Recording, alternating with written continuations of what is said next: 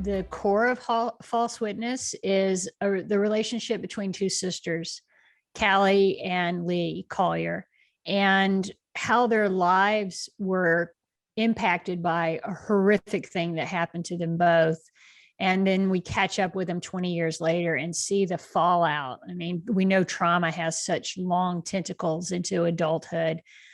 We know from research that if you suffer childhood trauma, you're more likely to be predisposed to alcoholism, drug abuse, depression, heart disease, diabetes, all these things as adults. And so I wanted to really focus on how people survive or don't survive a horrific trauma. And of course, us having all experienced the pandemic, I think we're very curious what the next 20 years are going to bring for us.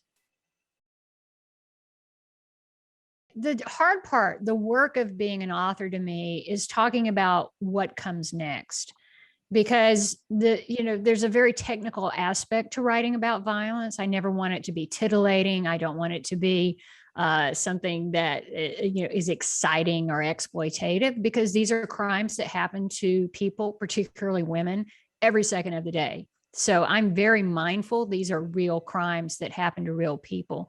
And I want to talk about how people recover from that or not.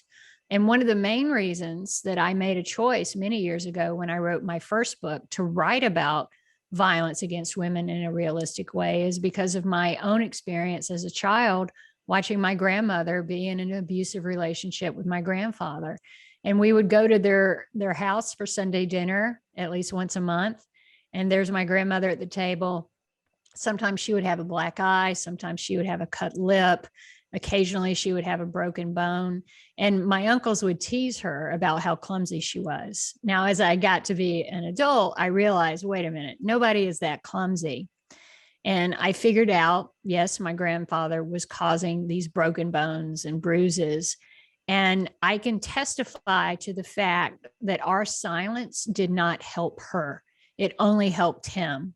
And when I wrote my first book, Blindsided, I made the decision to write about violence in a realistic way so that you can't say, well, it's not that bad, sweep it under the rug, or there's a lot of softening of the language around violence that I'm not comfortable with, because, you need to know that these things are real. There's nothing sexy or titillating about it. And you need to know that women have, if they're fortunate, if they survive it, what their lives look like after that trauma.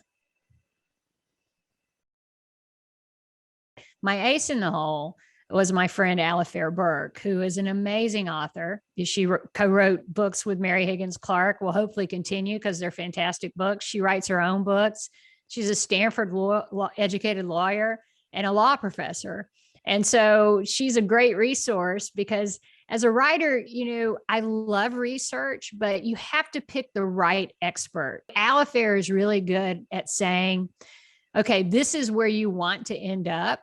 Let's back it out to get the legal foundation, which is basically what lawyers do anyway. I mean, she was a prosecutor, but she knows how defense attorneys think. And in some ways, Leigh was a little homage to Alifair, because when she was growing up, her father was a very lowly paid college professor living in a southern state. And Alifair pulled herself up from that. She ended up going to Stanford on a full ride, which is pretty amazing. And so I thought of Alifair when I was writing Leigh, because she came from a poor background and she ended up going to Northwestern. I wanted to write about the pandemic, but not make the focus of the book the pandemic. So it's very much in the background. But the one thing about the pandemic that we've all noticed is it's put a magnifier on everything that ails us, whether it's our healthcare system or the tenuous safety net a lot of Americans have, or kids who are food insecure, or, there's so much you can name.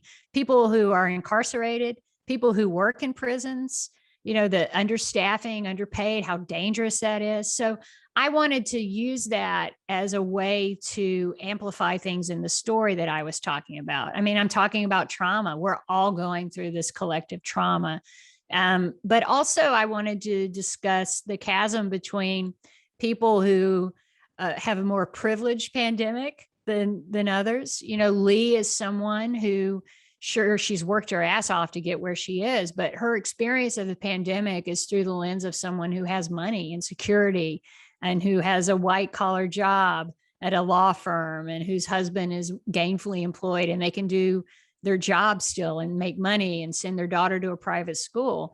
Well, then you contrast that with Callie, who for her, I mean, pandemic protocols are a joke. I mean, she's not someone who has the luxury of worrying about her health. She has to be out in it. She has to be earning money. She has to be on the front lines of things in a way that Leigh would never have to be. So that was a great way to talk about the difference between the lives of these two sisters, but also the different lives that we're living in society now.